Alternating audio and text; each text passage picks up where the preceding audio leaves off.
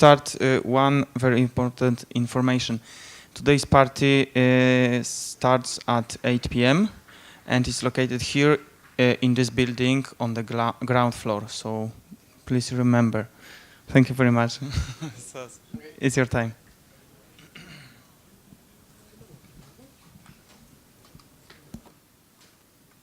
Do I have to use the mic? If you want. Oh, but can I not use it? If they hear you, it's not a problem. Can you hear me? Is that okay? Okay. So if you can't hear me, just let me know. Rejestrujemy. I kamera rejestruje. Widzisz. Okay, so I hate this. So I used to work in a primary school, and there was a thing where they would like round up all the kids in the gym. So it was like 600 children, just like chattering, and you had to go there and talk without any equipment to them and make them listen. So it was like, shut up, and that worked. And now like I feel weird using a microphone in this like small thing, but they have to record. So let's begin. So, hello. I'm going to talk about a thing called Mosh Pit Simulator. If you don't know what that is, I have to click, okay. I'm gonna get to that, but first you need to know who I am. So, hello. So, I'm Sos Sosowski, that's me. You probably, I'm mostly known on the internet from this GIF. This is me. There's actually a story about a TV coming to a game jam and wanting to record people making video games. But actually, it was like a 36th hour of game jam, so everybody was like this. And they wanted to record some action, so they would like move people's hands with mouse. I was like, guys, I have something that you could actually record, and I did this, and they actually aired that. So, but I also make video games, so I made a game called McPixel. It's a game about kicking people in the crotch, being on aliens, and explosions. And it's this really weird game that kind of got popular because it was the first game to be promoted on the Pirate Bay. It was like instead of this pirate ship, there was a McPixel, and these really nice people who don't pay for our work helped me promote my game a lot. And it was also the first game ever to be released on Steam Greenlight. That was some years ago when the Steam Greenlight was introduced. And I made really bad games, and a lot of them, there's like pretty much all of my games. One of them is called Kill All the Kittens, the Dead Ones Too. One of them is called Potato, Potato, Potato, Potato, Potato, and it's about potatoes. And I also made a thing called Doom Piano, and I made a game jam called 0 Hour Game Jam, so make bad games in 0 hours, and helped make a thing called 7-Day FPS, which you may know because of Super Hot. But I got a vibe, because so when you make video games, you get this like free equipment every now and then. And I was really skeptical about VR. I'm still skeptical about VR, but I was really, really skeptical about VR. And then I went to GDC last year, and I've seen a lot of people really passionate about that, and not being just like, hey, VR is the place to get money. VR is the place to do new grandeur thing. But people were just like, hey, let's make cool shit for VR. It's a cool thing to make cool games for it. And I was like, hey, I can make cool games for it too. I had a bunch of ideas. I was like, hey, Vive people, can you just send me a Vive and I will make some cool, one of these like million games that are really bad and short, but they're going to be cool. I probably not make a masterpiece or like a commercial game that I'm going to spend a year on, but I can make something in a week and you're going to get content and I'm going to get a Vive and everything is going to be cool. So they sent me one. And I had this like old model of a human, so I hooked up the head to head tracking and arms to my hands, and I just started dancing. That was like me dancing to the safety dance, because your friends don't dance, and if they don't dance, then they're no friends of mine. You know that song? And I was like, hey, so what game can I make with that? It was like, this was like me just experimenting with the first step in a Vive. So basically you hook up Unity, connect your Vive, and like everything works right off the bat. So this was super easy. I was like, okay, what can I make? How about if I make this guy, and there's another one, and there is a multiplayer game where you punch faces? So I added another model of a human, but just like it was dead and floppy, so it just fell down to the floor. I was like, I don't have 2 Vives. I need to come up with an artificial intelligence, so like an AI. So what's the simplest AI I can give it to? So what I did is like, what if the chest is below 1 meter, bump the chest up. So like the humans would do this. So I did this, and then I was like, okay, now I can push them around. But they would just move around like really slowly. I was like, how about I add some pushing force? So I added like 1,000 newtons or like whatever the unit is of force, and this happened. So all of this took me like 30 minutes in Unity, and I posted this GIF online. I was like, oh my god, this is so scary. And it got 4,300,000 views in the first 24 hours. I was like, oh my god. So I woke up in the morning, I looked at that number, and I realized that my fate is kind of sealed. It's like, I made this GIF, this silly thing that now needs to be a game because the internet wants that. And like, you don't argue with the internet. So I tweeted that, I put that on Reddit, I put that GIF everywhere, and the response was enormous. There were like people, this is on Reddit. I like this comment. So the title was, I wanted to make a Mosh Pit Simulator, but it turned out really creepy. And the guy's like, at what point did you realize this had turned out creepy? Before or after we created naked jiggling man babies? He has a point. But so then the press started retweeting the GIFs because, like, you know, nowadays press is all about GIFs. There's like 9 gag of GIFs, and they're like, people wanted to give me money now. People telling me to like put it now on early access. I'm like, no, I don't really want to do that. Like, yeah, put it on Steam right now for $5. And like, I don't want to do that. And then Kill Screen happened, and like a bunch of metal, like actual metal press. I don't even know these guys. And Japanese press. So the truth is, I actually had this human model before. I wanted to make something with it. I was like, I kind of had a plan in mind for a game, but it was really hard to make because like physics are a weird thing, and making this human happen was like, yeah, this is what's happening. So it's like, okay, how about I spend some time, I actually rig this human so it works how intended. So I did want to make it funny. I didn't want to make it really realistic, but I wanted the human to be kind of like adaptable and stretchy and then still feel like a human being. So I started working on it, and it was kind of horrifying. I felt like this actual mad scientist who's really with this like jaw dropping. I was like, oh my god, he's screaming, he wants help, and I'm actually hanging him by the head over the top bar, and is that happening? But then in the end, I managed to somehow tame him. Like, okay, this can happen. This game can work. There's a lot of glitches and a lot of things that don't really work well, but this is what I aimed for. So now, what can I do with it? Like, there's this human. How do I control it? So how about I do this? So this is basically me dragging the limbs with the mouse. I was like, this is fun. This is kind of a co-op, but this is not a game. This is not gonna be a game. So how about I make a sports game? So then I had 2 options. One option is do like co-op style. You know co-op. Who knows co-op? It's like, yeah, co-op is hard. Co-op is this game where you have like Q, W, O, and P to control this like human who will like fall down and you have to run 100 meters and it's just impossible. So I either have that. I have really complicated controls that let you control all of the human, but it's kind of impossible to learn how to play it good. Or I have really simple controls, but there's no freedom. There's no way you can actually exploit all the possibilities this weird human body gives to you. So it's like, how about I don't control it? How about I make a zombie game where I shoot these guys? These are just enemies. Here I'm literally shooting the guys out of shotgun.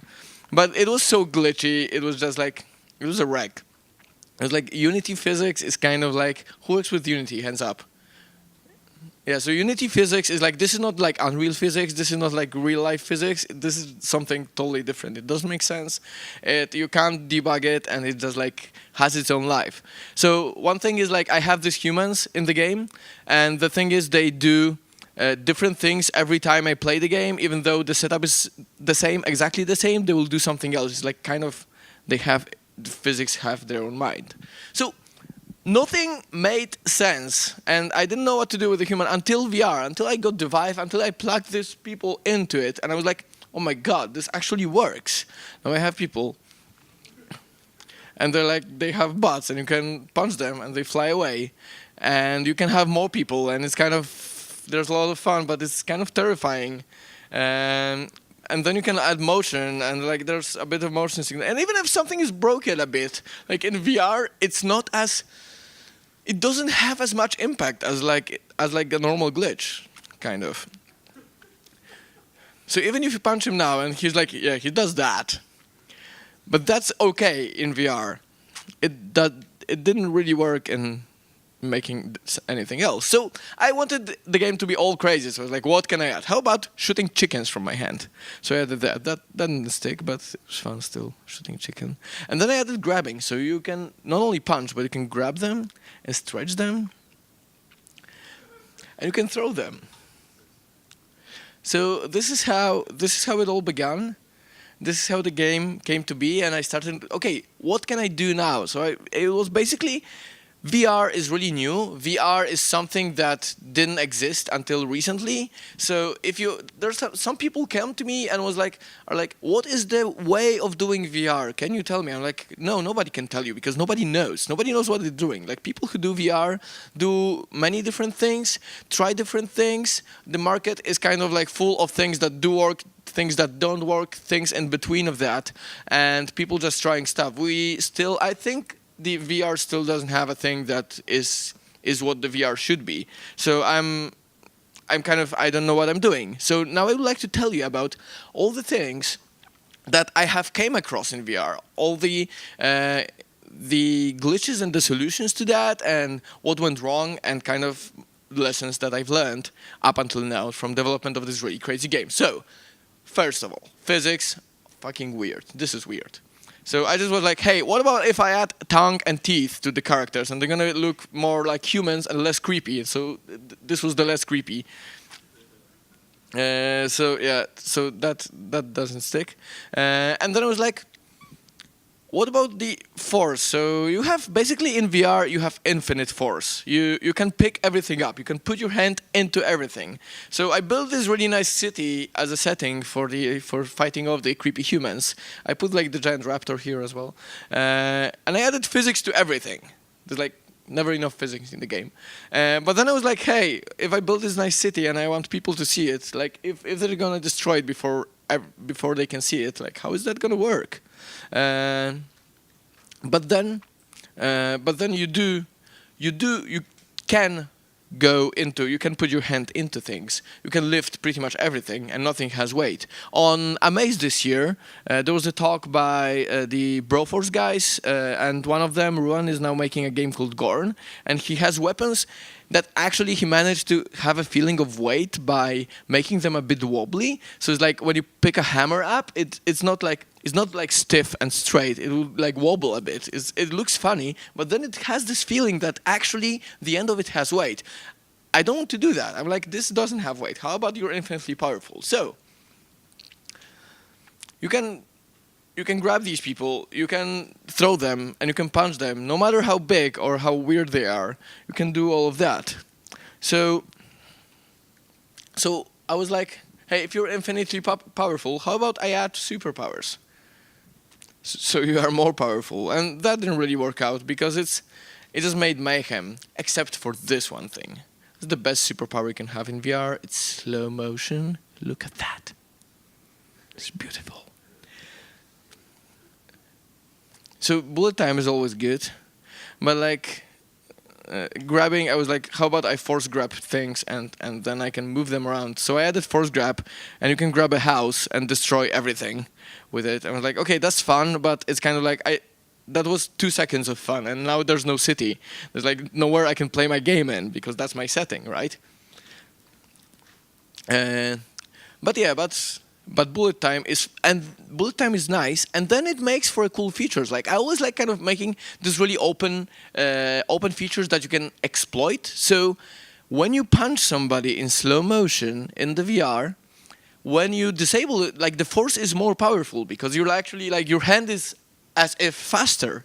So when you disable it, you get a lot of force that pushes him away. So it's like, hey, that's a cool feature.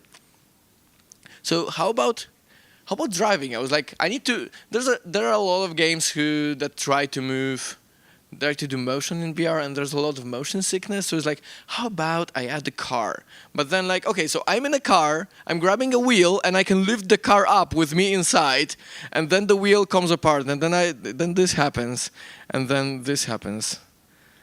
And it's just like, yeah, it's pretty much impossible. And at one point, the car started spinning so fast, like I took off the headset, and I looked at the screen, and I couldn't see anything. I was like, what just happened? So what happened was the flashing lights from the headset, from the really fast spinning, blinded my eyes like a sunlight, and I had to go on my couch and sit for 5 minutes, and I couldn't see anything, and I had to wait it out for my eyesight to come back. It's this weird thing, and that was weird because like you're in a car and you're supposed to drive it, not lift it, but you are infinitely powerful. So how do you go around that? But actually driving was fun. You can wreck a lot of Mayhem, and you can actually fly. Like that was another bug. When you hit a curb, instead of falling down, you fly up in the sky, over there in the back. I was like, how do I connect these two? How do I make it fun and not motion sick? This is video game physics. So it's like you need to. This is a video game, right? So you can destroy houses, not trees. So what I did. So this is how driving looks. I'm immune to motion sickness. Who of you have like a lot of motion sickness in VR? Hands up. There's like a lot of people who do have motion. So for me, this is terrifying. This is terrifying, and you can shit your pants. But it doesn't make me sick. But then a lot of people would even get sick from even driving the car.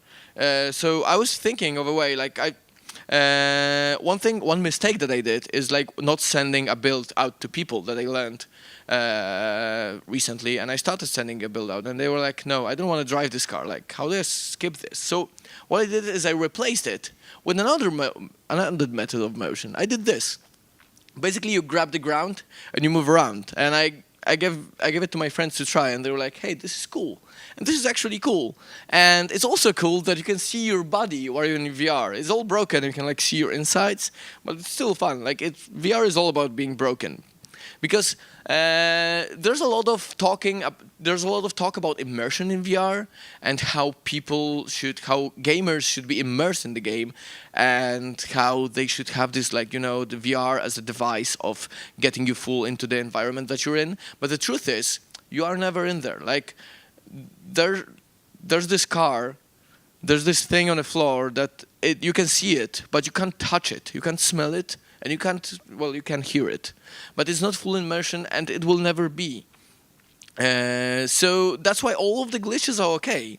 And this being a video game and being aware of itself being a video game, this is okay. This does not need to be the full immersion, because you will never achieve that. It's like, did you see all the like omnidirectional treadmills that you have, that you can walk infinitely in every direction? And the thing is, when you hit a wall, it's like all of the immersion breaks, because there's no wall inside the treadmill. So we're never gonna achieve that. But then we can go around it. You can do something different, and it's fun as hell. And I found a use for the grip buttons of the Vive. Finally. Like, this is probably the only use that makes sense of it. So, but I needed controlled mayhem. I wanted people to have fun. I wanted people to destroy things. I wanted people to exploit in-game glitches, but I wanted to control that. So these humans can do a lot of stuff. This is still the same AI. He just jumped. I just like glued his hands to a scooter. I was like, hey, look, he's driving a scooter now. So how about I do this? A lot of semi-controllable weird things that happen in front of you, so that you feel that you're in this weird world, and a lot of shit is gonna go down soon. And then, so I added more people. I was like, how about, if I can control this one human, how about I add another human? And how about I add a horse? And I could also add a whale. And a velociraptor. So that last one, this looks really cool, but he gets really angry. It's like, don't ever let velociraptors into the kitchen. So yeah, that and this thing. This is the most.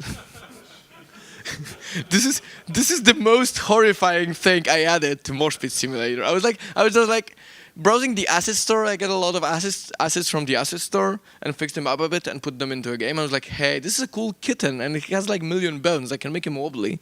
So I added the kitten. I was like, how about I make it big? And then I made it big. I was like, holy shit. So I like kill it, and then I killed it. So. About motion. So I wanted to make a teaser for my game. So the teaser script was that you're in this office in a high building, and the phone rings, and you pick up the phone and it goes moshy moshy, and then the walls breaks, and there's a guy who walks in front of you, and there's like woohoo, and it falls out the window, and then there's like credits roll. You can see Mosh Pit Simulator, and then you're back here, and then somebody is knocking on the door and there are like a bunch of people pushing you out, and they actually are pushing you out and you fall down. So, but people breaking a wall, that was fun. People pushing you out, that was okay. But then when you pick a phone up, you can accidentally knock yourself out. Like when you have the physics on the handset, because it has to be physical for you to pick up, and you are physical because they need to push you out, so you can actually knock yourself out, and you're also infinitely powerful. But then it worked out. It actually feels like falling. Recording this was kind of a disaster because I had to record it like 1,000,000 times, because each time, as I said, each time I just launched it and something else happened. Like they went around me, or they didn't push me out, or they pushed me out the wrong window, or the first guy broke 2 windows. The trailer is available on YouTube. It's like a 360 3D trailer. If you can watch it in a cardboard or on your smartphone. But that did work well when you are pushed out the window and like, hey, this actually feels like falling. So. But it kind of like does induce this motion sickness, because you are motion sick when falling, because that's a lot of acceleration. But then steady motion is okay. So I did a helicopter. So there's a level where you're in a helicopter and the people are flying, and you can fight them. But then at one point I screwed something up, and the helicopter, you know how helicopters don't fly like this, right? But they fly like this. So what I did is the helicopter, obviously, I made it fly like this, so it would like fly really slowly into the ocean. It was like in the helicopter, in the VR, fighting people off and seeing as the water comes up. And one thing that I did is like, it's impossible not to gasp when the water is here. So it's like, there's nothing, there's no water under it, because it's just like a texture. But it kind of makes you feel that way. So steady motion is okay. It doesn't make you motion sick. So what I did is I added Spider-Man mode. This is so cool. If you're immune to motion sickness like me, this is like the best thing ever. So I realized at that point that I can. So in Mosh Pit Simulator, I want to have a story mode that I want people to experience different things, but I don't want to kill them with that. But I can have extra modes. So things like a car that didn't actually work, I can have them as an extra feature, so that people who are not really motion sick can experience this really weird thing of driving in VR without being forced to by the game. Because why would a game force you to do anything and like constrain you? This is especially in VR, where you are basically unconstrained being in this virtual world. So another thing after motion is scale. So in VR, you can't fake scale. You like, when something is big, like you know how in video games you have background mountains or like background view that just rendered quad or not really there. I tried to put like background mountains that are not mountains and not in the background, they're just hills over the city, and it doesn't work. So I was like, how do I build this? So I added space. So you can actually be in space. And the thing is, the Earth has to be... Oh, wait. This happens. So there's no weight in space. So you can grab everything and throw it. And when you throw... So the thing is, you can throw asteroids into Earth, and the Earth will fly away. Like a weird side effect of being in VR in space. But, and I added humans, because there's no gravity in space. I'm like, how am I going to control the humans? How are they going to move? How are they going to get at you? So how about I give them 2 Uzis, and they will like move by the momentum of shooting Uzis from their hands. And that actually works. It's like a space ballet. But the thing is, you can't fake the scale. So the Earth in the VR has to be at least half of the size of the actual Earth. And there's one more trick in this picture that you can probably didn't notice, is that there are two suns. There's like one light and there's a backlight. There's no backlight in space, right? But like, do always have a backlight on your scene. It always looks good, even if it's not realistic. Nobody cares about realistic. Seriously. And then I wanted to make the game like back on the Earth, but I forgot to turn on gravity, and this kept happening. This is actually really cool. And then, so one more thing that I wanted to have in the game, since you can pick stuff up and move it around and do this. So this was fun. I was like, oh my God, I'm having, like, you can see I'm having a lot of fun with that. So like, how about I let people do this and record the clips of it? So what I did is I added a thing where you could grab stuff, start moving it, and record the motion, and then add more stuff to it, and record short clips of stuff happening, so you can have stuff like that.